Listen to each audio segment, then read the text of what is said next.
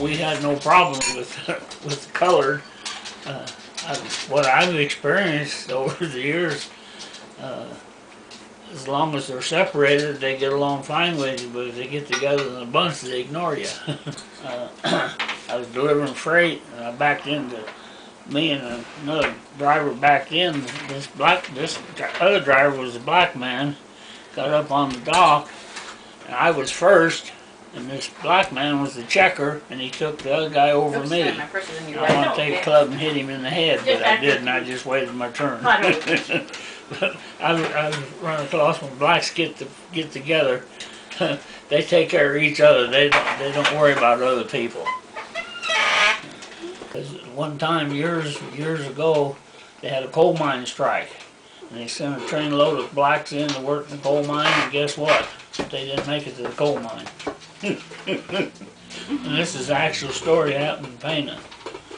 I thought he was. But you've been living a sheltered life. You come from a good family, got a good education. You don't know what it is like on the outside world.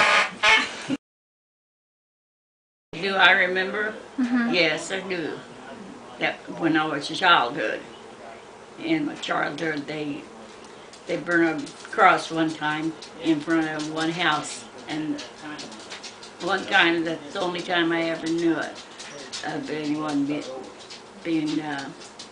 having the cross burn in front of their house.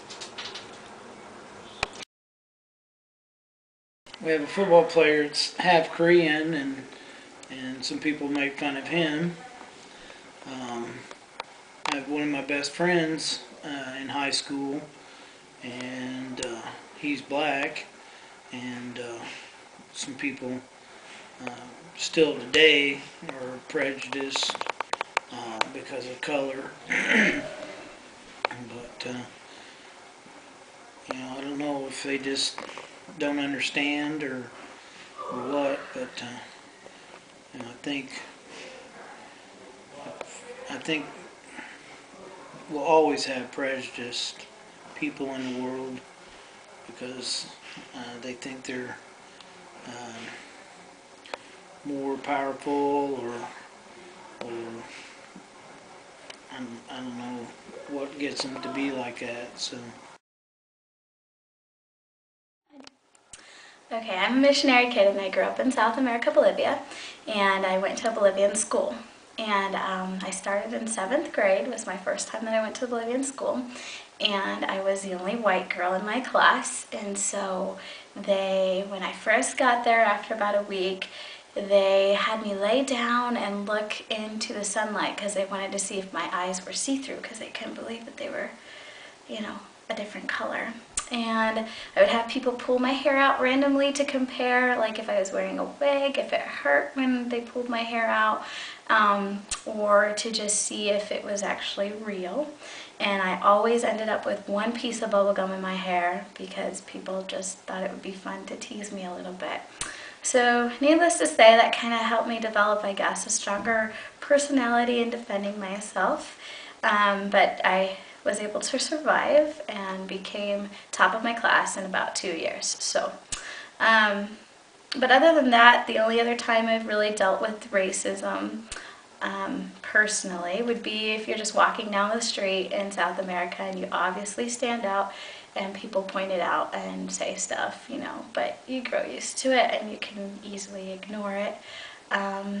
So there are advantages from being so different, and disadvantages, and I tried to focus on the advantages growing up. How many black guys would take the Greasy Combine? Just one if you run him through fast enough. There was no black people in the high school. 400 students. Except for? One in the auto mechanic class. It's a different building. And he was a pretty good guy, right? And he was decent. Really, there's no black people in our high school, but the ones that are like partly colored, they joke about it too, so nothing's real serious if we joke about like racism. Personally, I like their food. Like, I don't know.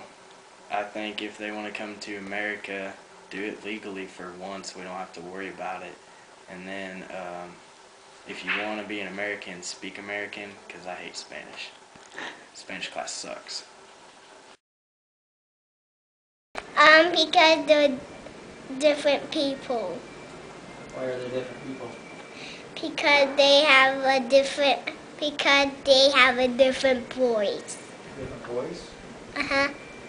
Do you think they're different than us because just for more than our skin? Yeah. Do you think they're different inside? No. No? You think they're None. No. At church? Yes. Do you like those kids? Yeah.